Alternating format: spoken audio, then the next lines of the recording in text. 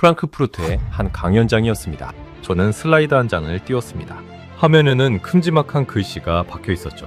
현대 바닥난방의 아버지 프랭크 로이드 라이트. 20년 동안 제가 유럽 곳곳의 강연장에서 가르쳐온 첫 문장이었습니다. 미국이 낳은 가장 위대한 건축가가 집에 바닥을 데우는 방식을 처음 세상에 알렸다고 저는 늘 그렇게 설명했습니다. 그 한 문장이면 청중은 언제나 박수를 보냈습니다. 라이트의 이름은 곧 권위였고 그 권위는 곧 유럽과 미국이 난방기술의 주인이라는 증거였으니까요.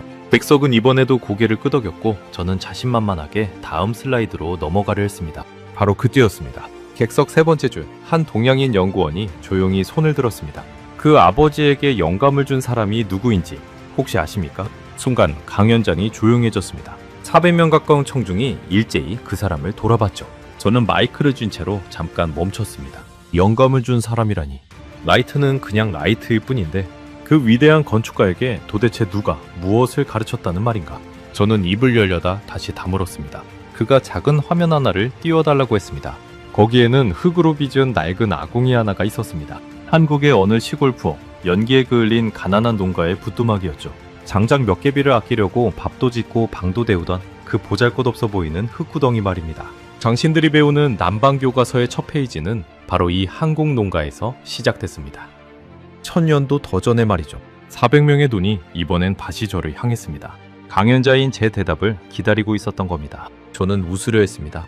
하지만 입꼬리가 끝까지 올라가지 않았습니다.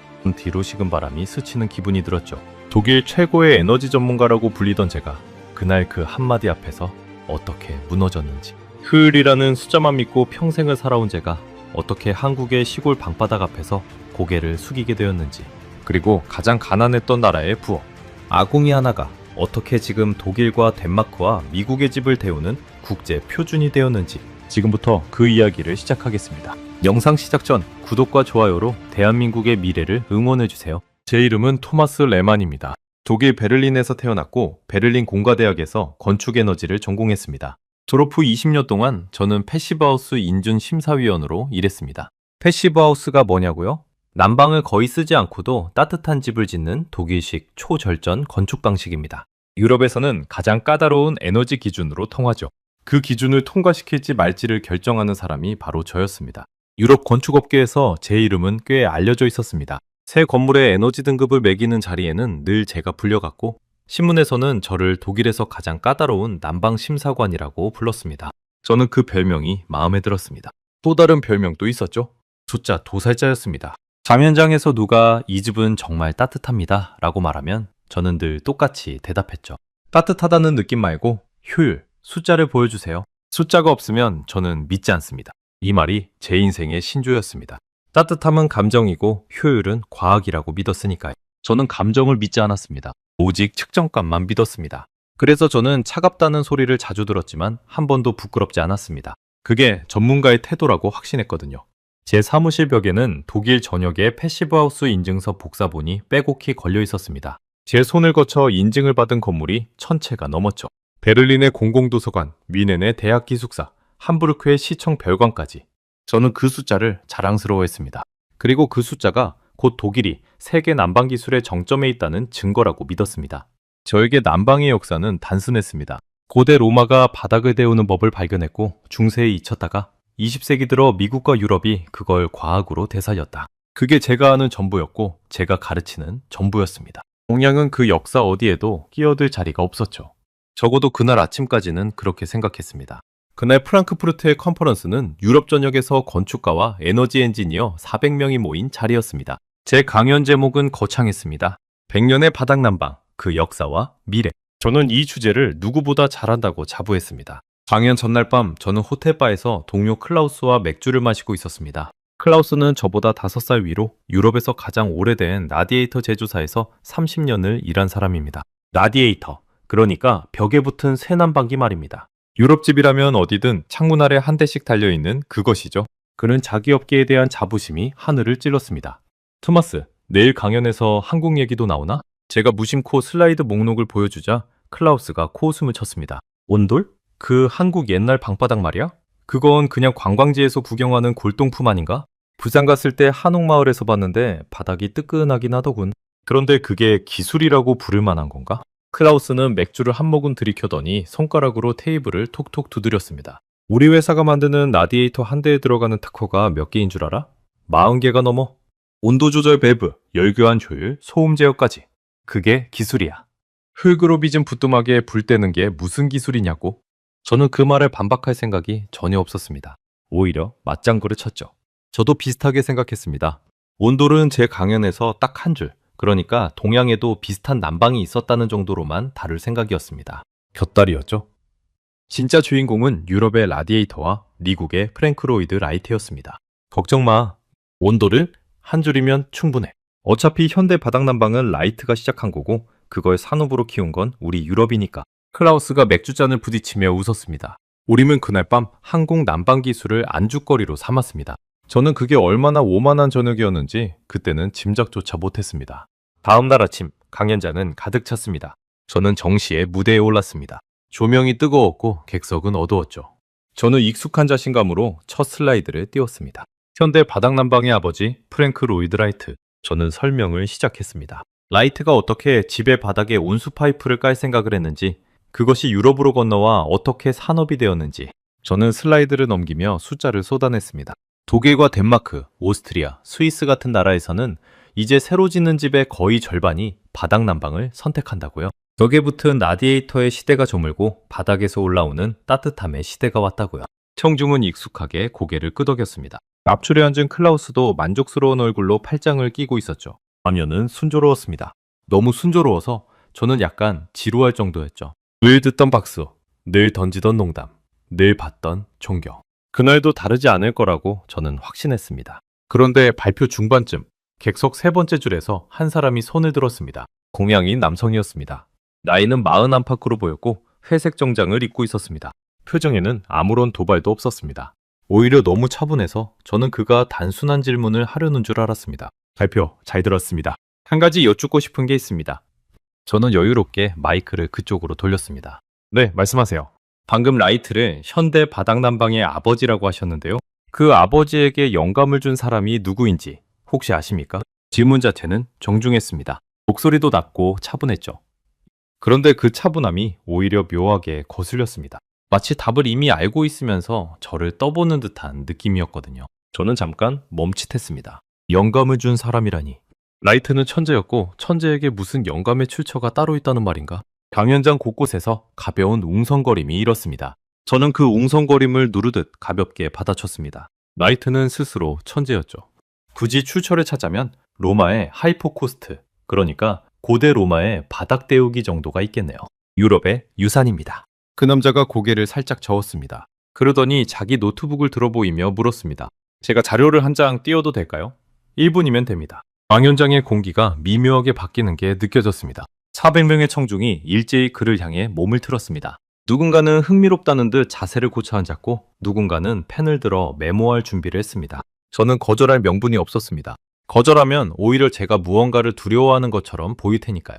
명색이 100년의 바닥난방을 강연하는 전문가가 동양에서 온 연구원의 슬라이드 한 장을 두려워한다? 있을 수 없는 일이었습니다. 저는 호기롭게 손을 내밀었습니다.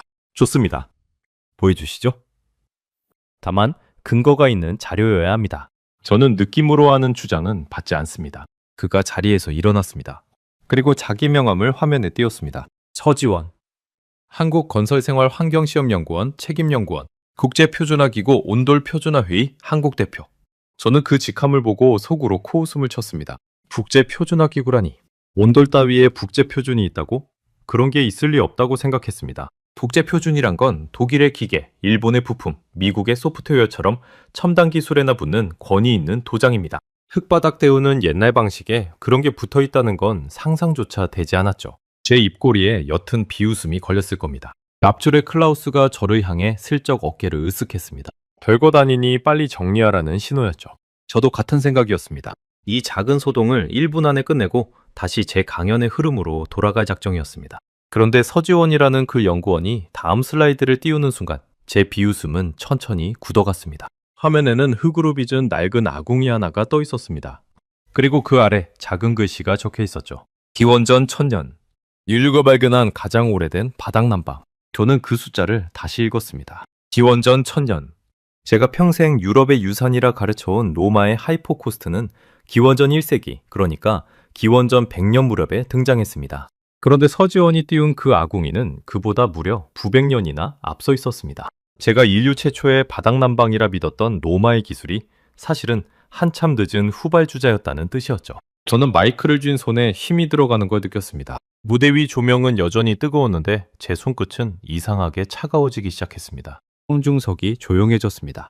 400명이 숨을 죽인 채 무대 위에 저와 객석의 서지원을 번갈아 바라보고 있었습니다. 그날 아침까지만 해도 저는 이 자리의 주인공이 저라고 믿었습니다. 하지만 그 순간 깨달았습니다. 진짜 이야기는 아직 시작도 하지 않았다는 것을요.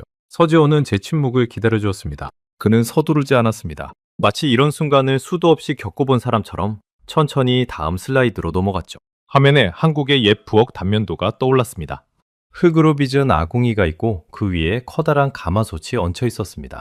그리고 아궁이에서 나온 연기가 방바닥 아래를 길게 통과한 뒤 반대편 굴뚝으로 빠져나가는 구조였습니다. 이게 온돌입니다. 한국 사람들은 1000년 넘게 이 방식으로 살았습니다.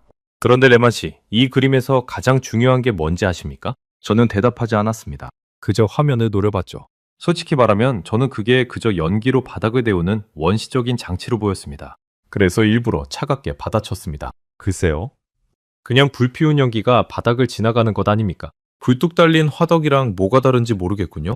객석에서 누군가 작게 웃었습니다. 제 편을 드는 웃음이었죠.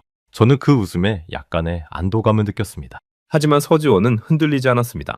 오히려 제 말을 기다렸다는 듯 화면의 아궁이를 손가락으로 가리켰습니다. 바로 그겁니다. 화덕이라고 하셨죠? 그런데 이 아궁이는 화덕이 아닙니다. 이 위에 솥이 얹혀 있는 게 보이시죠? 저는 고개를 들었습니다. 한국의 농가는 가난했습니다. 장작 한 단이 귀했죠. 그래서 그들은 불 하나로 두 가지를 동시에 했습니다. 아궁이에 불을 떼면 그 불은 먼저 솥에 밥을 짓습니다. 그리고 밥을 다 지은 그 연기와 열이 곧장 방바닥 아래로 흘러들어가 방을 데웁니다. 저는 그 설명을 듣다가 나도 모르게 자세를 고쳐 앉았습니다. 한 번 지핀 불로 요리와 난방을 동시에 끝내는 겁니다. 유럽의 벽난로는 어떻습니까? 요리는 부엌에서 따로, 난방은 거실에서 따로 하지 않습니까? 불을 2번 피워야 하죠. 온돌은 그걸 한 번으로 해결합니다. 서지호는 화면 속 아궁이의 불길을 가리켰습니다. 그리고 끝이 아닙니다. 아궁이의 열기는 솥을 데우고 방바닥을 데우고 마지막으로 굴뚝으로 빠져나갑니다. 그런데 그 빠져나가는 길에도 한국인들은 열을 한 번 더 짜냈습니다. 방바닥 아래에 구들장이라는 넓적한 돌을 깔아서 그 돌이 열을 머금게 한 겁니다. 불이 꺼진 뒤에도 그 돌이 밤새 천천히 열을 내뿜습니다. 한 번 떼면 8시간, 길게는 10시간까지 방이 따뜻했습니다. 저는 그 숫자에 잠깐 말을 잃었습니다. 한 번 불을 떼서 10시간을 버틴다. 제가 심사하는 최신 패시브하우스의 열 저장 성능과 크게 다르지 않은 수치였거든요. 차이가 있다면 우리는 그걸 첨단 단열재와 추결 콘크리트로 구현했고 한국인은 1000년 전 넓적한 돌멩이 하나로 해냈다는 점이었습니다. 순간 강연장이 조용해졌습니다. 저는 입을 다물었습니다. 반박하고 싶었지만 마땅한 말이 떠오르지 않았거든요. 효율. 그건 제가 평생 신처럼 떠받든 단어였습니다. 저는 강연에서 늘 말했습니다. 좋은 난방이란 하나의 에너지로 최대한 많은 일을 해내는 것이라고요. 그런데 그 정의를 1000년 전 한국의 가난한 농부가 불 하나의 밥 짓기와 방 데우기와 밤새 추결까지 3가지 기능을 묶는 방식으로 이미 실현하고 있었던 겁니다. 저는 슬라이드 속 그 흙 아궁이를 다시 바라봤습니다. 조금 전까지 원시적인 화덕으로 보이던 그것이 갑자기 정교하게 설계된 에너지 시스템처럼 보이기 시작했습니다. 저는 마른 침을 삼켰습니다. 그래도 쉽게 물러서고 싶지 않았습니다. 저는 제 전공으로 반격을 시도했죠. 좋습니다. 한 번에 2가지를 한다는 건 인정하죠. 하지만 그건 효율의 일부일 뿐입니다. 진짜 문제는 열 전달 방식입니다. 연기로 바닥을 데우는 건 불안정합니다. 온도 조절이 안 되니까요. 서지훈이 처음으로 옅게 미소를 지었습니다. 열 전달 방식이라. 정확한 지적입니다. 그럼 그 얘기를 해보죠. 그는 새로운 슬라이드를 띄웠습니다. 화면에는 2개의 그림이 나란히 있었습니다. 왼쪽은 벽에 붙을 라디에이터가 공기를 데우는 모습, 오른쪽은 바닥 전체가 따뜻해지는 모습이었습니다. 레만 씨, 이게 난방의 2가지 방식입니다. 왼쪽은 대류 난방입니다. 라디에이터가 주변 공기를 데우면 그 더운 공기가 위로 올라가죠. 그래서 천장은 뜨겁고 발은 시립니다. 더운 공기가 늘 위에 머무니까요. 저는 그 말을 부정할 수 없었습니다. 실제로 라디에이터를 쓰는 유럽집에서 가장 흔한 불만이 바로 그것이었습니다. 천장 근처는 답답하게 더운데 정작 바닥은 발이 시리다는 것. 제가 심사한 수많은 건물에서 입주민들이 가장 많이 적어낸 불만도 똑같았습니다. 발이 차갑다. 그래서 온도를 더 높이게 되고 결국 난방비가 올라갔죠. 그런데 서지원의 설명을 듣고 있자니 그 모든 불만의 뿌리가 결국 난방 방식 자체에 있었다는 생각이 들었습니다. 공기를 데우는 방식 말입니다. 바로 그 점 때문에 요즘 독일에서도 새로 짓는 집의 절반 가까이가 라디에이터를 버리고 바닥 난방을 택하고 있었던 거고요. 제가 그날 강연에서 자랑스럽게 소개한 그 통계가 사실은 유럽이 뒤늦게 한국식 복사난방으로 갈아타고 있다는 증거였던 셈입니다. 오른쪽은 복사난방입니다. 온돌이 바로 이 방식이죠. 바닥 전체가 데워지고 그 따뜻함이 사람 몸에 직접 전해집니다. 발끝에서부터 올라오는 따뜻함이에 한국에는 옛날부터 이런 말이 있습니다. 머리는 차갑게, 발은 따뜻하게. 저는 그 말을 들으며 묘한 기분이 들었습니다. 제가 패시브하우스를 심사하면서 늘 강조하던 원칙이 바로 그거였거든요. 발이 따뜻해야 사람은 실내 온도를 2도에서 3도까지 낮춰도 춥지 않게 느낀다. 즉, 난방비를 아낄 수 있다. 저는 그걸 최신 건축이론이라고 가르쳤습니다. 그런데 한국 사람들은 그걸 1000년 전부터 속담으로 알고 있었던 겁니다. 서지원은 한 발 더 나아갔습니다. 대류 난방은 공기를 데우니까 공기가 건조해집니다. 겨울에 라디에이터 켜면 목이 칼칼하고 코가 마르죠. 그런데 복사 난방은 공기가 아니라 바닥을 데우니까 공기가 덜 건조합니다. 같은 따뜻함인데 몸이 느끼는 쾌적함이 다릅니다. 저는 그 순간 제 목이 실제로 칼칼해지는 듯한 착각이 들었습니다. 베를린제 사무실의 라디에이터, 겨울마다 책상 위에 가습기를 틀어놓아야 했던 그 건조함이 떠올랐거든요. 아침에 일어나면 입이 바싹 말라있던 그 느낌. 저는 그걸 당연하게 여겼습니다. 겨울 난방이란 원래 건조한 거라고요? 그런데 그게 당연한 게 아니었다는 겁니다. 난방 방식을 바꾸면 해결되는 문제였던 거죠. 한국 사람들은 그 건조함이라는 불편을 애초에 겪지 않았던 겁니다. 1000년 전부터요. 저는 마이크를 입가에서 살짝 내렸습니다. 머릿속이 복잡해졌습니다. 반박하려고 입을 열 때마다 서지원의 다음 자료가 제 반박을 먼저 막아버리는 느낌이었거든요. 그때 앞줄에 앉아있던 클라우스가 손을 들었습니다. 거는 못 참겠다는 표정이었죠. 잠깐만요. 그건 다 옛날 얘기 아닙니까? 연기로 바닥 데우는 방식은 위험하기도 했을 텐데요. 불완전연소로 가스도 새고. 그렇게 위험한 걸 무슨 자랑이라고. 서지원은 그 질문을 기다렸다는 듯 고개를 끄덕였습니다. 맞습니다. 그건 분명한 약점이었습니다. 그래서 한국은 그 약점을 어떻게 극복했는지 그 이야기를 다음에 보여드리겠습니다. 다만 그 전에 한 가지만 분명히 하죠. 그는 청중 전체를 천천히 둘러봤습니다. 여러분이 지금 쓰는 바닥 난방, 그 발끝에서 올라오는 따뜻함의 원리, 그건 누가 발명한 게 아닙니다. 1000년 전 한국의 가난한 농가가 이미 완성해 놓은 것을 후대가 다시 발견한 것뿐입니다. 강연장 곳곳에서 팬이 종이를 긁는 소리가 들렸습니다. 사람들이 메모를 하고 있었던 겁니다. 그 소리가 제 귀에는 유난히 크게 들렸습니다. 저는 무대 위에서 제가 강연자라는 사실조차 잠시 잊고 있었습니다. 등줄기를 따라 서늘한 기운이 천천히 기어 올라왔습니다. 제가 평생 효율이라는 이름으로 떠받들어온 모든 원칙이 사실은 한국의 부엌 아궁이 안에 이미 다 들어있었다는 자각. 그 자각이 저를 무겁게 짓눌렀습니다. 하지만 저는 아직 항복할 생각이 없었습니다. 기원과 원리가 한국에 있었다는 것까지는 받아들일 수 있었습니다. 그렇다 해도 그것을 현대 건축으로 끌어올린 건 결국 서양이 아니냐, 라이트가, 유럽이 그 일을 했지 않느냐. 저는 그 마지막 방어선만큼은 끝까지 지킬 셈이었습니다. 그래서 저는 마이크를 다시 입가로 올리며 일부러 또렷한 목소리로 말했습니다. 좋습니다. 기원이 한국이라는 건 인정하죠. 원리도 훌륭하다는 것도요. 하지만 그건 어디까지나 농가의 지혜였습니다. 그걸 현대적인 건축 기술로 끌어올린 건 결국 우리 서양의 라이트 아닙니까? 서지원이 저를 똑바로 바라봤습니다. 그 눈빛은 여전히 차분했지만 그 안에 무언가 단단한 것이 빛나고 있었습니다. 라이트요. 좋습니다. 그럼 이제 그 라이트 이야기를 해보죠. 레만 씨가 가장 듣고 싶지 않으실 이야기가 될 겁니다. 저는 그 말을 듣는 순간 왠지 도망치고 싶다는 충동이 들었습니다. 하지만 무대 위에서는 도망칠 곳이 없었습니다. 서지원은 강연장의 불을 조금 어둡게 해달라고 부탁했습니다. 그러자 화면 속 슬라이드가 더 선명하게 떠올랐죠. 흑백 사진 한 장이었습니다. 노년의 백인 남성, 둥근 안경에 지팡이를 짚은 모습. 누구인지 저는 단번에 알아봤습니다. 프랭크 로이드 라이트. 제가 조금 전 강연 첫 슬라이드에 띄었던 바로 그 사람이었습니다.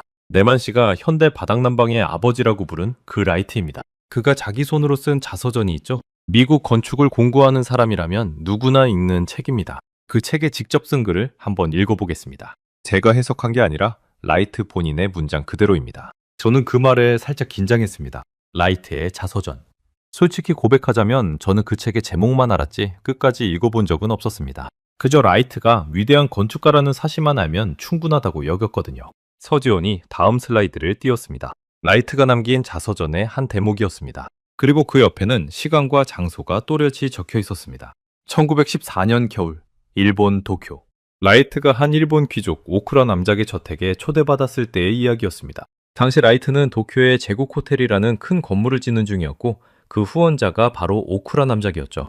라이트는 그날 저녁 식사를 제대로 하지 못했다고 적었습니다. 식당이 너무 추웠거든요. 그는 무려 19가지 요리가 나오는 동안 먹는 척만 하며 덜덜 떨었다고 썼습니다. 당시 일본의 전통 가옥은 외풍이 심해서 한겨울 실내가 바깥이나 다를 바 없이 추웠거든요. 미국에서 온 이 거장은 추위에 손이 곱아 젓가락질도 제대로 못했습니다. 서지원이 잠시 말을 멈췄다가 이었습니다. 그런데 식사가 끝난 뒤 주인이 그를 어떤 방으로 안내합니다. 그 방의 이름이 뭐였는지 아십니까? 저는 침을 삼켰습니다. 어쩐지 그 답을 듣기가 두려웠습니다. 무대 위에서 저는 본능적으로 그 다음에 나올 단어가 제 강연 전체를 무너뜨릴 거라는 걸 예감하고 있었습니다. 코리안 룸, 한국식 방이었습니다. 강연자니 술렁이었습니다. 저는 무대 위에서 그 단어를 다시 곱씹었습니다. 한국식 방. 라이트가 미국이 낳은 가장 위대한 건축가가 일본의 한복판에서 한국식 방에 들어갔다는 겁니다. 서지원이 라이트의 글을 천천히 읽어내려갔습니다. 라이트는 이렇게 적었습니다. 기후가 바뀐 것 같았다. 아니, 커피 때문이 아니었다. 봄이 온 것이었다. 우리는 곧 따뜻하고 행복해졌다. 바닥에 무릎을 꿇고 앉은 채로 말로 표현할 수 없는 따뜻함을 느꼈다. 말로 표현할 수 없는 따뜻함. 저는 그 표현을 듣는 순간 묘한 감정에 휩싸였습니다. 평생 효율을 숫자로만 따져온 제가 그 한 줄 앞에서 가슴이 먹먹해진 겁니다. 숫자가 아니라 문장 하나에 마음이 흔들린 건 제 강연 인생에서 처음 있는 일이었습니다. 생각해보면 이상한 일이었습니다. 라이트는 세계 최고의 건축가였습니다. 평생 수많은 명작을 설계한 사람이죠. 그런 사람이 고작 따뜻한 방 하나에 대해 이토록 절절한 문장을 남겼다는 겁니다. 말로 표현할 수 없는 따뜻함이라니. 그건 효율을 따지는 엔지니어의 말투가 아니었습니다. 어린아이처럼 순수하게 감탄하는 무언가에 완전히 압도당한 사람의 고백이었습니다. 그리고 그를 그렇게 압도한 것이 바로 한국의 방바닥이었던 겁니다. 라이트는 계속 적습니다. 난방장치는 어디에도 보이지 않았다. 열기가 직접 느껴지지도 않았다. 이건 난방이라기보다 차라리 기후 그 자체였다. 그리고 그는 이렇게 끝맺습니다. 아래에서부터 데워지는 그 말할 수 없는 안락함은 하나의 발견이었다. 이보다 더 이상적인 열은 없다. 태양의 열조차도. 강연장이 완전히 조용해졌습니다. 누구도 기침 한 번 하지 않았습니다. 저는 무대 위에서 마이크를 쥔 채 굳어 있었습니다. 입안이 바싹 말라왔습니다. 서지원이 저를 향해 고개를 돌렸습니다. 레마씨. 라이트는 그 한국식 방에서 받은 충격을 평생 잊지 못했습니다. 그는 미국으로 돌아간 뒤 자기가 짓는 집의 바닥에 온수 파이프를 깔기 시작했습니다. 한국의 구들장 대신 따뜻한 물이 흐르는 파이프를 바닥에 묻은 겁니다. 원리는 똑같았습니다. 바닥에서 위로 올라오는 따뜻함. 라이트는 그걸 자기식으로 현대화한 것뿐입니다. 서지원이 새 슬라이드를 띄웠습니다. 단정한 단층집 사진이었습니다. 그렇게 탄생한 게 바로 유소니안 주택입니다. 보통 사람도 살 수 있는 적당한 가격의 집이라는 뜻이죠. 1937년 미국 위스콘신에 지은 제이콥스 주택이 그 시작이었습니다. 라이트는 이 집의 바닥에 온수 파이프를 깔았고 입주한 가족은 한겨울에도 양말바람으로 지낼 수 있었다고 합니다. 그리고 그는 이 방식을 자기 대표작들에 계속 적용했습니다. 약수장도 그 유명한 구겐하임 미술관을 설계한 거장이 말이죠. 저는 더 이상 서 있을 힘이 없었습니다. 무대 옆에 놓인 의자에 손을 짚었습니다. 다리에 힘이 풀리는 게 느껴졌거든요. 명색이 강연자인 제가 객석에서 올라온 한 연구원의 슬라이드 몇 장에 다리가 휘청거리고 있었던 겁니다. 조금 전까지 저는 라이트를 현대 바닥난방의 아버지라고 가르쳤습니다. 그리고 그 아버지를 통해 바닥난방의 원조가 서양이라고 믿었습니다. 그런데 그 아버지가 자기 입으로 자기 책에 그 영감의 출처가 한국식 방이었다고 적어놓은 겁니다. 다시 말해 제가 그날 강연 첫 슬라이드에 띄운 그 문장, 현대 바닥난방의 아버지 프랭크 로이드 라이트. 그 문장은 틀린 게 아니었습니다. 다만 절반만 맞는 거였죠. 그 아버지에게 따뜻함을 가르친 건 한국이었으니까요. 저는 마이크에 대고 간신히 입을 열었습니다. 그러니까 라이트가 직접 그렇게 적었다는 거군요. 한국식 방에서 영감을 받았다고. 본인 자서전과 더 자연스러운 집이라는 저서 두 권에 모두 적혀 있습니다. 제가 지어낸 게 아닙니다. 미국 건축의 성서로 불리는 그 책에 라이트 본인이 직접 적어 놓았습니다. 한국식 방에서 받은 그 따뜻함이 하나의 발견이었다고요. 발견이라는 단어를 쓴 겁니다. 자기가 발명한 게 아니라 한국이 이미 만들어 놓은 걸 자기가 발견했다고요. 저는 그 순간 제 강연 인생 20년이 통째로 흔들리는 기분이 들었습니다. 손바닥에 땀이 배어 나왔습니다. 제가 수백 번 강연에서 외쳤던 그 첫 문장이 사실은 제 무지를 증명하는 문장이었던 겁니다. 머릿속으로 지난 세월이 빠르게 스쳐갔습니다. 베를린에서, 빔에서, 코펜하겐에서 저는 수많은 청중 앞에서 그 슬라이드를 띄우며 자신만만하게 말했습니다. 현대 바닥난방은 라이트가 시작했고 그 뿌리는 서양에 있다고요. 그 강연을 들은 사람이 수천 명은 됐을 겁니다. 저는 그 수천 명에게 진실의 절반만, 아니 어쩌면 거꾸로 된 절반을 가르친 셈이었습니다. 정작 라이트 보니는 자기 책에 정반대로 적어놨는데도 말이죠. 저는 그 책을 단 한 번도 끝까지 읽어본 적이 없었던 겁니다. 부끄러움이 목덜미부터 천천히 달아올랐습니다. 무대 조명 때문이 아니었습니다. 평생 남의 주장에 근거를 대라고 윽박지르던 제가 정작 제 강연의 첫 문장에는 근거를 확인조차 안 했던 겁니다. 그때 객석에서 웅성거림이 커졌습니다. 누군가 휴대폰으로 라이트의 자서전을 검색하는 듯 했고 또 누군가는 옆 사람과 낮은 목소리로 이야기를 나눴습니다. 앞쪽에 앉은 한 노학자가 안경을 고쳤으며 고개를 끄덕이는 모습이 보였습니다. 마치 자기도 어렴풋이 알고 있던 사실을 마침내 확인했다는 듯한 표정이었죠. 강연장 뒤편에서는 누군가 작게 탄성을 내뱉었습니다. 분위기가 완전히 뒤집혀 있었습니다.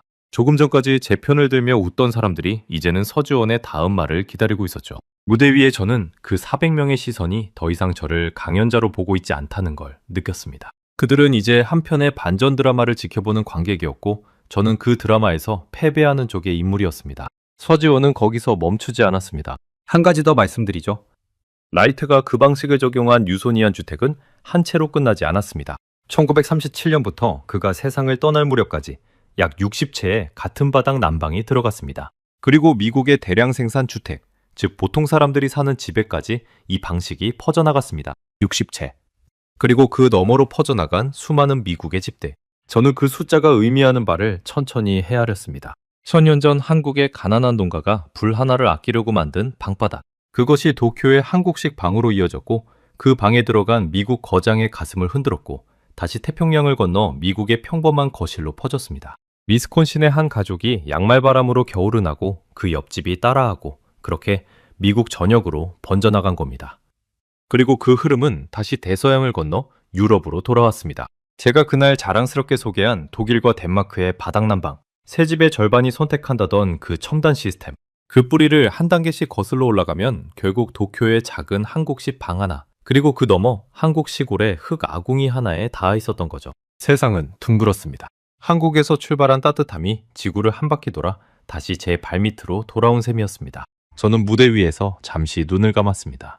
제 안에서 무언가가 천천히 허물어지는 소리가 들리는 것 같았습니다. 우월감이라는 이름의 벽이었죠. 그런데 바로 그때 앞줄에 앉아있던 클라우스가 자리에서 벌떡 일어났습니다. 그의 얼굴은 붉게 상기되어 있었습니다.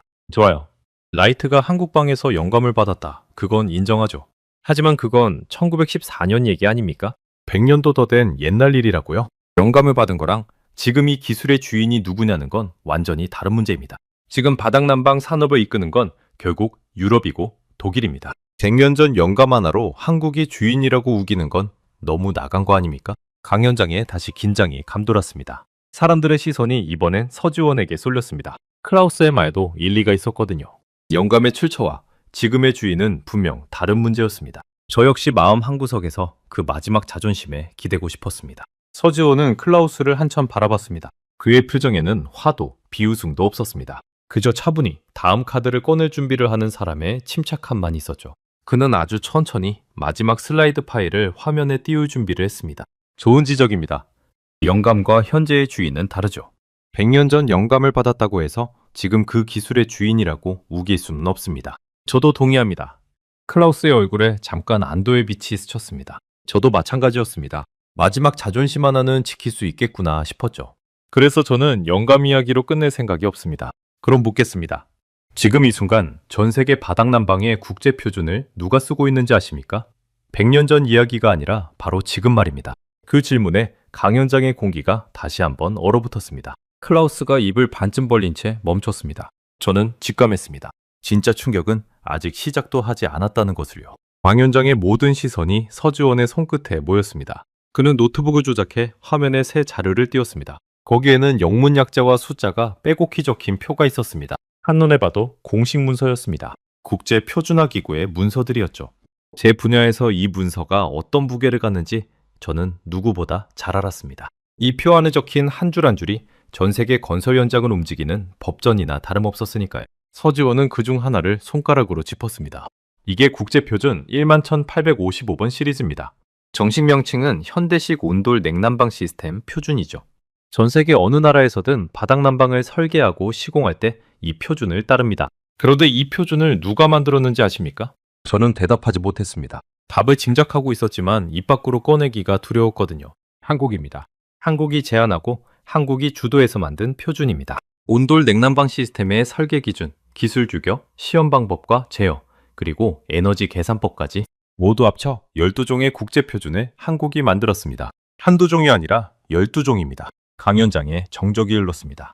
클라우스가 반쯤 벌렸던 입을 천천히 다물었습니다. 저는 그 숫자를 머릿속으로 곱씹었습니다. 12종. 그건 그냥 종이 몇 장이 아니었습니다. 국제표준이란 전 세계 모든 나라가 따라야 하는 약속입니다. 독일의 엔지니어가 바닥난방을 설계할 때도, 미국의 건설사가 시공할 때도 그 기준의 첫 페이지에는 한국이 정한 규칙이 적혀 있다는 뜻이었습니다. 표준이라는 건 무서운 겁니다. 제 분야에서는 다들 알죠. 기술을 가진 나라는 많습니다. 하지만 그 기술의 규칙을 정하는 나라는 단 하나뿐입니다. 그리고 규칙을 정한 나라가 그 시장 전체를 손에 쥡니다. 다른 나라들은 그 규칙에 맞춰 제품을 만들 수밖에 없으니까요. 독일이 자동차 배기가스 기준을 쥐고 일본이 부품 규격을 쥐듯 바닥난방이라는 시장의 규칙은 한국이 쥐고 있었던 겁니다. 저는 그제야 표준을 만든다는 게 무슨 의미인지 다른 분야에서 뼈저리게 깨달았습니다. 서지원은 표의 항목들을 하나씩 짚어갔습니다. 장의 크기와 구조에 따라 파이프를 얼마나 촘촘히 깔아야 하는지, 바닥의 표면 온도를 몇 도로 유지해야 사람이 쾌적함을 느끼는지, 에너지를 어떻게 계산하는지, 그 모든 세부 규칙이 한국의 손에서 나온 거였습니다. 제가 평생 독일의 자랑이라 여겼던 그 정밀함을 한국은 바닥난방이라는 분야에서 한 발 앞서 완성해 놓고 있었던 겁니다. 서지원은 다음 슬라이드로 넘어갔습니다. 거기에는 여러 나라의 이름이 나란히 적혀 있었습니다. 이게 가장 최근의 표준 개정안입니다. 5종의 개정안이 논의되는데 이걸 누가 함께 제안했는지 보십시오. 독일, 덴마크, 이탈리아, 미국, 일본. 저는 그 이름들을 천천히 읽었습니다. 독일, 제 조국이었습니다. 이 나라들이 한국의 제안에 협조한 겁니다. 다시 말하면 독일이 한국이 만든 표준의 개정 작업에 동참한 거죠. 한국이 펜을 쥐고 초안을 쓰면 독일과 미국과 일본이 그 옆에서 검토하고 동의하는 구조입니다. 누가 주도하고 누가 따르는지 이 그림이 모든 걸 말해줍니다. 서지원이 화면을 가리키며 말을 이었습니다. 이 회의는 서울에서 열렸습니다. 25개 나라에서 150명의 전문가가 한국으로 왔습니다. 바닥난방을 논하기 위해 세계 각국의 전문가들이 한국에 모인 겁니다. 표준을 만든 나라로요. 저는 그 장면을 머릿속에 그려봤습니다. 서울의 어느 회의장, 독일에서, 미국에서, 일본에서 온 전문가들이 한국 연구진의 발표를 듣고 있는 모습. 제가 평생 당연하게 여겼던 구도, 그러니까 서양이 가르치고 동양이 배우는 그 구도가 그 회의장에서는 완전히 뒤집혀 있었던 겁니다. 서지원이 저를 향해 고개를 돌렸습니다. 레마 씨, 조금 전 클라우스 씨가 말했죠. 지금 바닥난방 산업을 이끄는 건 유럽이고 독일이라고요. 그런데 그 독일이 한국이 만든 표준을 따르고 있습니다. 영감만 한국에서 받은 게 아닙니다.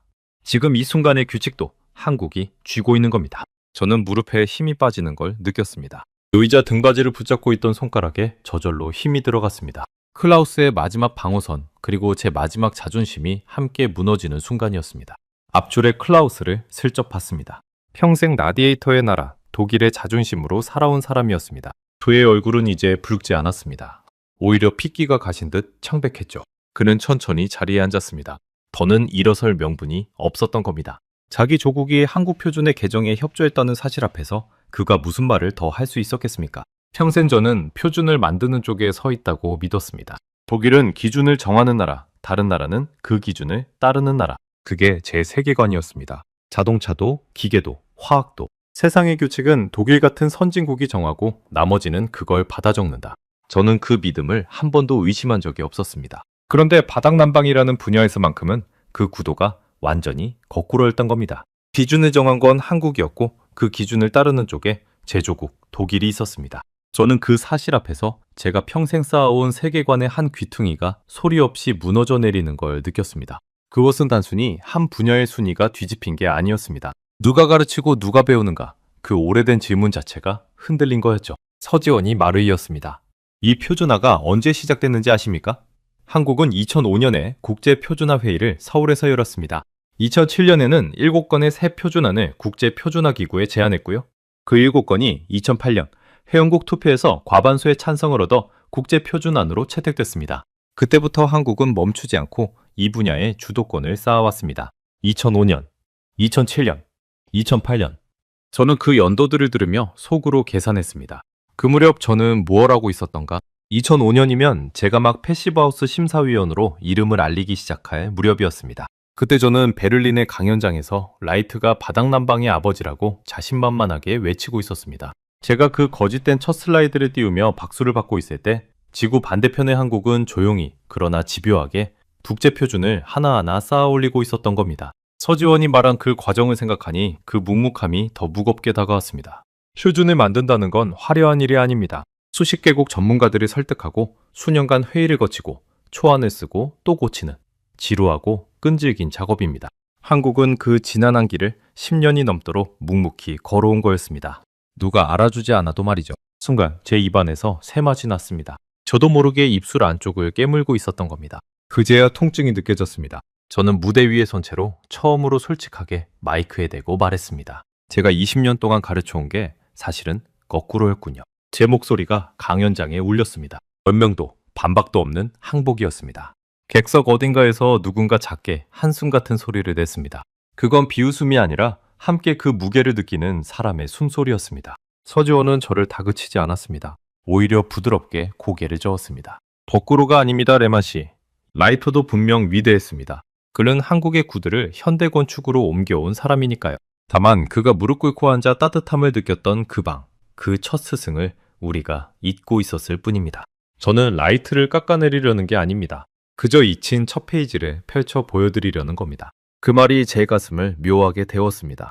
그는 이기려고 이 자리에 선 게 아니었습니다. 빼앗긴 걸 되찾으려고 화를 내는 것도 아니었습니다. 그저 진실을 제자리에 돌려놓으려는 것뿐이었죠. 그 태도가 그 어떤 데이터보다 저를 깊이 흔들었습니다.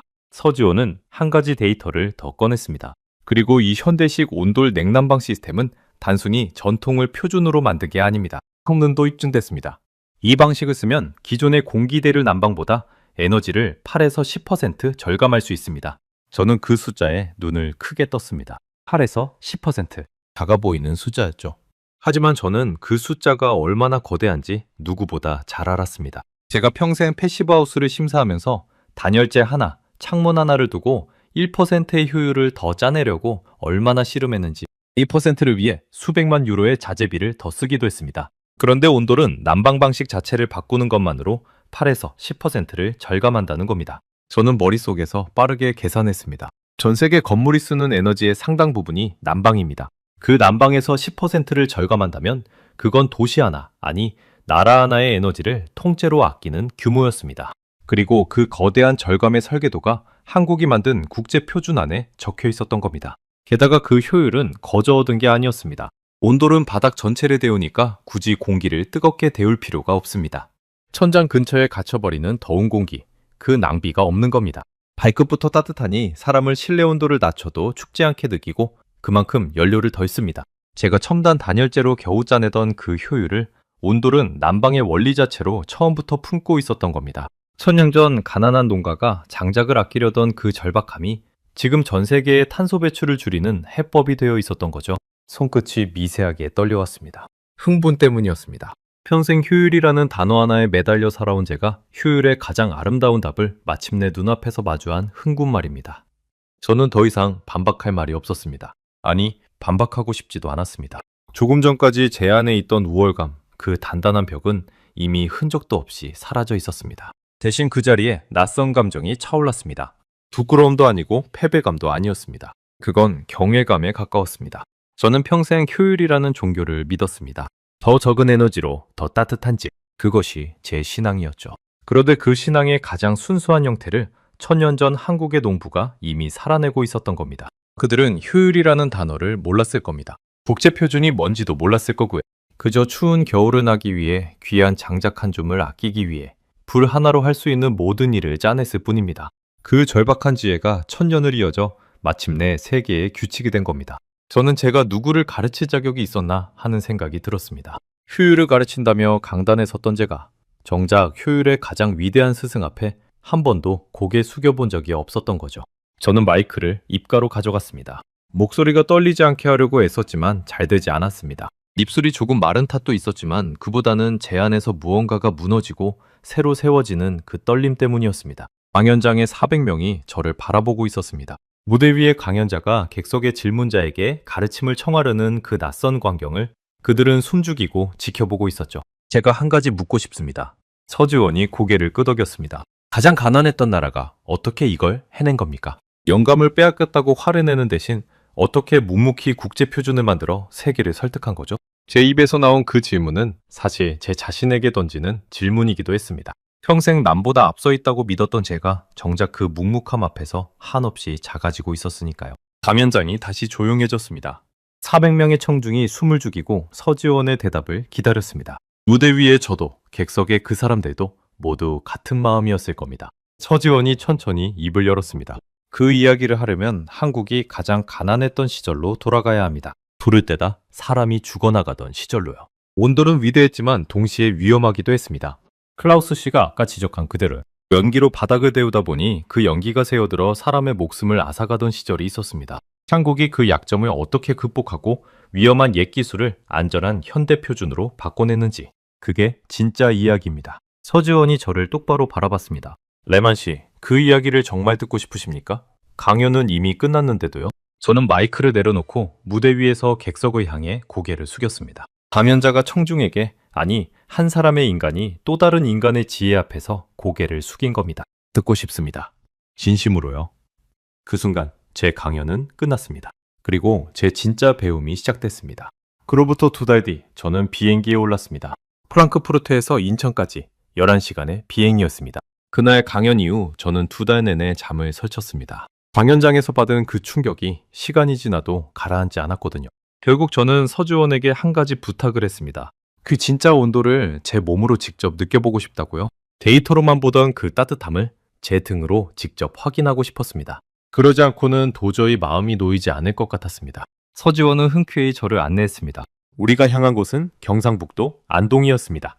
서울에서 차로 3시간을 달려 도착한 그곳은 한국의 옛 모습이 그대로 보존된 마을이었습니다. 기와를 얹은 낮은 집들, 흙으로 쌓은 담장, 그리고 마당마다 솟은 굴뚝들. 저는 차창 밖으로 그 굴뚝들을 바라봤습니다.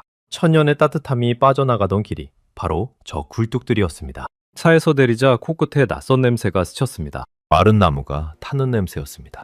매캐하면서도 어딘가 구수한 제 베를린의 삶에서는 한 번도 맡아본 적 없는 냄새였죠. 서지원이 그 냄새의 정체를 알려줬습니다. 어느 집에선가 저녁을 지느라 아궁이에 불을 지핀 거라고요. 밥을 짓는 그 불이 곧 그 집의 방바닥을 데울 거라고. 저는 비로소 강연장 슬라이드에서 보던 그 이중 효율의 원리가 지금 이 순간 제 눈앞에서 살아 움직이고 있다는 걸 실감했습니다. 우리는 한 고택에 묵었습니다. 100년이 넘은 한옥이라고 했습니다. 해가 지자 집주인 할머니가 아궁이에 불을 지폈습니다. 저는 그 모습을 마당에 쪼그려 앉아 한참 지켜봤습니다. 할머니는 마른 장작 몇 개비를 아궁이에 넣고 불씨를 살려냈습니다. 능숙한 손길이었습니다. 평생 수만 번은 했을 그 동작이 마치 의식처럼 정갈했습니다. 장작에 불이 붙자 아궁이 안쪽이 주황빛으로 일렁였습니다. 할머니는 그 불꽃을 가만히 들여다보더니 알아듣지 못할 말을 한마디 중얼거렸습니다. 서지원이 옆에서 통역해줬습니다. 방이 잘 데워지겠다라고 하시네요. 불꽃색만 보고도 오늘 밤 방이 얼마나 따뜻할지 아신답니다. 저는 그 말에 놀랐습니다. 제 분야에서는 온도계와 열화상 카메라로 측정해야 알 수 있는 걸 이 할머니는 불꽃색 하나로 가늠하고 있었던 겁니다. 천년의 경험이 그분의 눈 속에 쌓여 있었던 거죠. 저는 어떤 첨단 장비도 따라갈 수 없는 살아있는 지혜 앞에 서 있었습니다. 이 방식이 천년을 이어온 거군요. 제가 서지원에게 나직이 물었습니다. 그가 고개를 끄덕였습니다. 불 하나로 방을 데우는 원리는 천년 전과 똑같습니다. 다만 그 천년 동안 한국은 이 기술을 끊임없이 다듬었습니다. 그리고 그 다듬는 과정에 아까 말씀드린 가슴 아픈 이야기가 있습니다. 밤이 깊어지자 우리는 방 안으로 들어갔습니다. 그리고 저는 그 방바닥에 처음으로 등을 대고 누웠습니다. 처음엔 아무 느낌도 없었습니다. 그런데 1분쯤 지났을까? 바닥에서 따뜻한 기운이 천천히 올라오기 시작했습니다. 등 한가운데서부터요. 그 온기는 라디에이터의 그것과는 완전히 달랐습니다. 공기를 데워 위에서 내리누르는 더위가 아니라 땅에서 솟아나 몸을 감싸는 따뜻함이었습니다. 마치 거대한 손바닥이 제 등을 받쳐주는 것 같았습니다. 온기는 등에서 시작해 어깨로, 허리로, 그리고 다리로 천천히 번져갔습니다. 추위에 굳어있던 몸이 한마디씩 풀려나가는 게 느껴졌습니다. 11시간의 비행과 긴 자동차 여행으로 뭉쳐있던 어깨가 그 따뜻함 속에서 스르르 녹아내렸습니다. 저도 모르게 긴 숨을 내쉬었습니다. 저는 눈을 감았습니다. 그리고 100년 전 라이트가 도쿄의 한국식 방에서 적었던 그 문장이 떠올랐습니다. 기후가 바뀐 것 같았다. 봄이 온 것 같았다. 말로 표현할 수 없는 따뜻함. 이제 알겠더군요. 라이트가 왜 그토록 절절한 문장을 남겼는지. 효율이라는 단어로는 도저히 담을 수 없는 무언가가 그 바닥에 있었던 겁니다. 저는 평생 따뜻함을 숫자로 측정했습니다. 그런데 그 방바닥의 따뜻함은 숫자가 아니라 위로였습니다. 몸이 풀리고 마음이 풀리는 위로. 저는 그날 밤 처음으로 효율이라는 제 종교를 잊었습니다. 다음날 아침 서지원이 제게 약속했던 그 이야기를 들려줬습니다. 우리는 따뜻한 차를 사이에 두고 마주 앉았습니다. 내 맛이 온돌이 위대하기만 했던 건 아닙니다.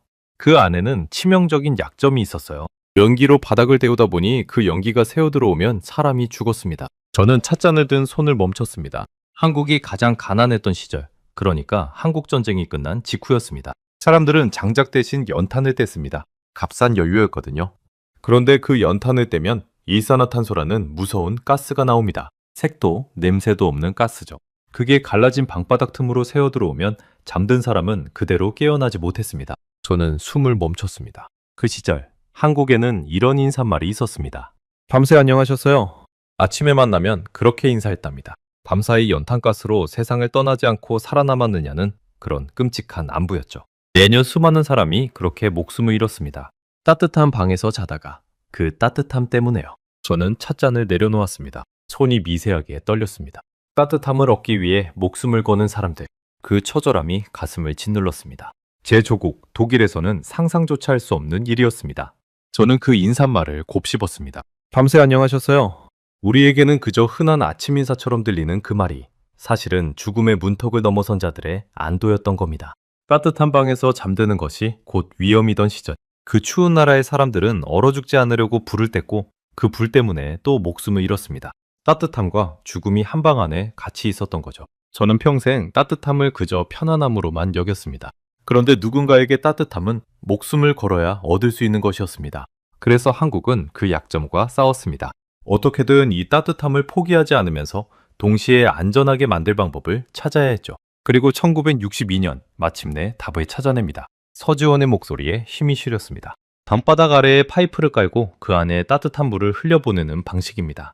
연탄불로 물을 데우되 그 연기는 사람이 사는 방과 완전히 분리한 거죠. 따뜻한 불만 방바닥을 돌고 위험한 가스는 사람에게 닿지 않게요. 라이트가 100년 전 미국에서 했던 그 방식을 한국이 자기 손으로 자기 절박함으로 다시 완성한 겁니다. 1962년 저는 그 연도를 되뇌었습니다. 그건 한국전쟁이 끝난 지 겨우 10년도 안 된 시점이었습니다. 나라 전체가 폐허에서 막 일어서던 세계에서 가장 가난한 나라 중 하나였던 그 시절에 한국은 난방의 안전을 고민하고 있었던 겁니다. 그 첫 시도가 서울의 마포라는 곳에 지은 아파트였습니다. 한국 최초의 아파트 단지였죠. 450가구가 그 새로운 방식으로 겨울을 났습니다. 처음에는 사람들이 의심했습니다. 보일러라는 낯선 기계를 가스가 새지 않겠냐며 불안해했죠. 하지만 한 해 두 해 겨울을 나면서 그 안전함과 편리함이 증명됐습니다. 그리고 그때부터 연탄가스로 죽는 사람이 급격히 줄기 시작했습니다. 한국인은 따뜻함을 지키면서 동시에 목숨도 지킨 겁니다. 서지원은 잠시 창밖의 굴뚝을 바라봤습니다. 그 마포 아파트의 온수파이프 방식이 지금 한국 모든 집의 표준이 됐습니다. 아파트든 단독주택이든 한국 사람은 누구나 따뜻한 물이 도는 방바닥 위에서 잠을 잡니다. 그리고 그 방식이 세계로 퍼져 결국 국제 표준이 된 거죠. 저는 그 이야기를 들으며 가슴 깊은 곳이 뜨거워지는 걸 느꼈습니다. 그건 방바닥의 온기와는 다른 종류의 뜨거움이었습니다. 생각해 보십시오.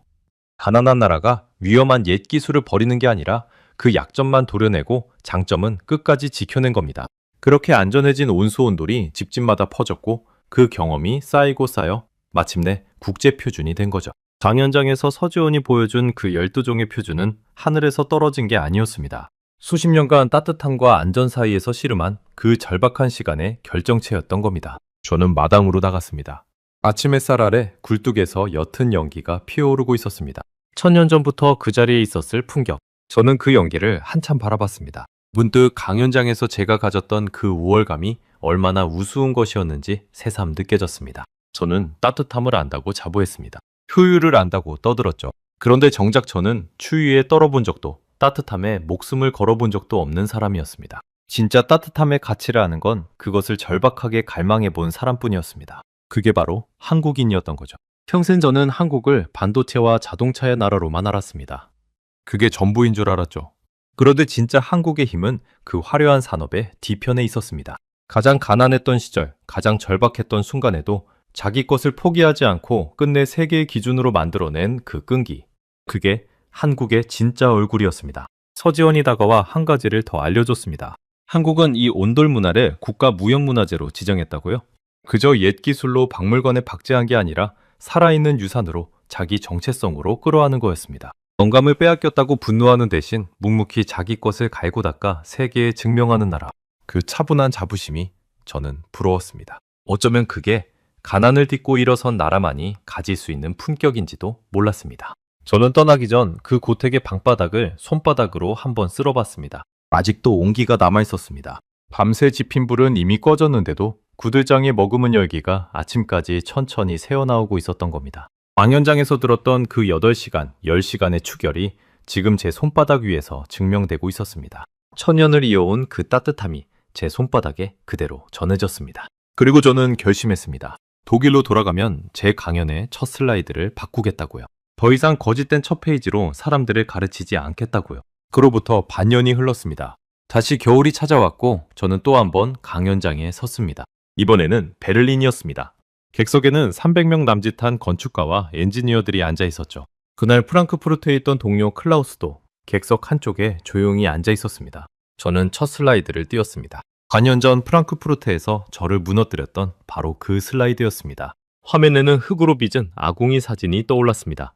한때 제가 원시적인 화덕이라 비웃었던 그 한국 시골 부엌의 부뚜막이었죠. 그리고 그 아래 한 줄이 적혀 있었습니다. 현대 바닥난방의 뿌리, 대한민국, 온돌. 반년 전 제 첫 슬라이드는 라이트의 얼굴이었습니다. 이제 그 자리를 한국의 아궁이가 대신하고 있었습니다. 객석에서 작은 웅성거림이 일었습니다. 누군가는 의아한 표정을 지었고 누군가는 고개를 갸웃했습니다. 한때의 저처럼 그들은 바닥난방의 원조가 서양이라고 믿고 있었으니까요. 저는 그 표정들을 천천히 둘러보며 입을 열었습니다. 오늘 저는 여러분께 제가 20년 동안 잘못 가르쳐온 이야기를 바로잡으려 합니다. 저는 그날 안동에서 등으로 느꼈던 그 따뜻함을, 라이트가 도쿄의 한국 식빵에서 무릎 꿇고 적은 그 절절한 문장을, 그리고 한국이 가난 속에서 묵묵히 만들어낸 국제표준 12종을 하나하나 청중에게 들려줬습니다. 저는 라이트 본인의 자서전을 슬라이드에 띄웠습니다. 발견이라는 단어를 붉게 표시해서요. 그가 한국 식빵의 따뜻함을 발명이 아니라 발견이라 적었다고. 그 한 단어가 모든 걸 말해준다고요. 그리고 한국이 2005년부터 묵묵히 쌓아온 표준화의 과정을 마포 아파트의 450가구가 처음으로 안전한 온돌로 겨울을 난 그 이야기를 청중에게 전했습니다. 강연이 끝났을 때 객석에서는 한동안 박수가 멈추지 않았습니다. 그건 제 가면 솜씨에 대한 박수가 아니었습니다. 천년을 견뎌온 한나라의 지혜에 대한, 그리고 가난 속에서도 그 지혜를 끝내 지켜낸 사람들에 대한 박수였습니다. 강연이 끝나고 여러 사람이 제게 명함을 내밀며 한국 온돌에 대해 더 알고 싶다고 했습니다. 몇몇은 자기 회사 건물에도 이 방식을 적용하고 싶다고 했죠. 반년 전 프랑크푸르트에서 저를 따라 한국을 비웃던 그 분위기가 이제는 한국을 배우려는 분위기로 바뀌어 있었습니다. 그중 한 젊은 건축가가 제게 다가왔습니다. 교수님, 솔직히 충격이었습니다. 저도 늘 라이트가 시작이라고 배웠거든요. 그런데 왜 이걸 이제야 알려주시는 겁니까? 저는 잠시 그를 바라보다가 대답했습니다. 저도 이제야 알았으니까요. 부끄럽지만 그게 진실입니다. 그리고 알게 된 이상 침묵하는 건 또 다른 거짓이 되니까요. 그 청년은 고개를 끄덕이며 돌아갔습니다. 그 뒷모습을 보며 저는 작은 보람을 느꼈습니다. 제가 평생 외쳐온 거짓된 첫 페이지가 이제 한 사람씩 바로잡혀가고 있었으니까요. 집으로 돌아온 저는 한 가지 결심을 실행에 옮겼습니다. 베를린에 있는 제 오래된 집의 낡은 라디에이터를 모두 걷어냈습니다. 그리고 그 자리에 바닥난방을 새로 깔았습니다. 한국식 온수, 온돌이었습니다. 평생 라디에이터의 나라에서 살아온 제가 제 집의 난방을 통째로 바꾼 겁니다. 공사를 맡은 독일 인부들은 고개를 갸웃했습니다. 멀쩡한 라디에이터를 왜 뜯어내느냐고요? 저는 웃으며 말했습니다. 이제부터 진짜 따뜻함이 뭔지 보여주겠다고요. 공사가 끝난 첫날 밤 저는 거실 바닥에 누웠습니다. 침대를 두고도 일부러 맨바닥에 누운 거였죠. 잠시 후 바닥에서 그 익숙한 따뜻함이 올라오기 시작했습니다. 안동에서 느꼈던 바로 그 온기였습니다. 베를린의 제 집에서 한국의 그 방바닥을 다시 만난 겁니다. 발끝부터 정수리까지 몸 전체가 천천히 데워졌습니다. 저는 그 따뜻함 속에서 한참을 누워 있었습니다. 창밖에는 독일의 겨울 눈이 소리 없이 내리고 있었습니다. 그런데 제 등은 봄처럼 따뜻했습니다. 바깥은 한겨울인데 방 안은 봄이라니. 100년 전 라이트가 도쿄의 한국식 방에서 느꼈던 그 기묘한 봄을 저는 이제 베를린의 제 집에서 그대로 누리고 있었습니다. 평생 효율을 쫓던 엔지니어가 마침내 효율 너머의 따뜻함에 도착한 순간이었습니다. 저는 그 따뜻함을 누군가와 나누고 싶어졌습니다. 문득 서지원에게 메시지를 보냈습니다. 제 거실 바닥 사진과 함께요. 사진 아래에는 짧은 글을 적었습니다. 당신이 옳았습니다. 라고요. 잠시 후 밥잔이 왔습니다. 짧은 한 줄이었습니다. 이제 레만 씨도 진짜 따뜻함을 아는 사람이 되셨네요. 저는 그 문장을 한참 들여다봤습니다. 그리고 미소 지었습니다. 진짜 따뜻함을 아는 사람. 반년 전에 저였다면 코웃음을 쳤을 표현입니다. 따뜻함은 측정 가능한 물리량일 뿐이라고요. 하지만 이제 저는 압니다.